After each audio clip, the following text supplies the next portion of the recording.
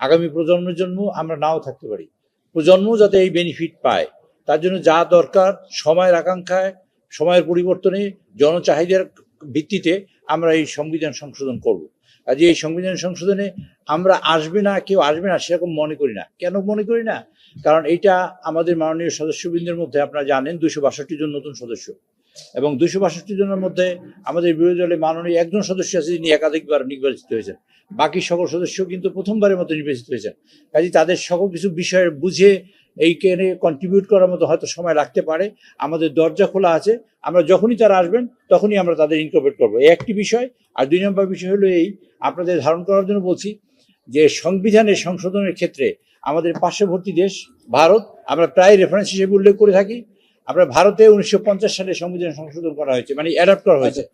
1950 সাল থেকে 2026 সাল পর্যন্ত 106 বারে সেখানে সংবিধান সংশোধন করা হয়েছে।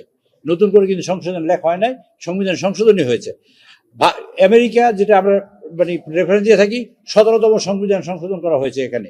কাজে সংবিধান সংশোধন করা ছাড়া আমাদের বিকল্প নেই।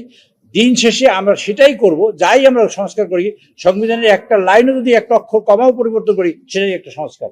কাজে আমরা সেই সংস্কারই হাত দিয়েছি, এবং সেখানে যিনি কন্ট্রিবিউট করবেন, স্পেশালি বিরোধী দলের জন্য আমাদের দরজা একেবারেই খোলা, এবং যখনই তারা নাম দেবেন তখনই ইনকর্পোরেট করে তাদের মতামত নিয়ে আমরা এই কাজটা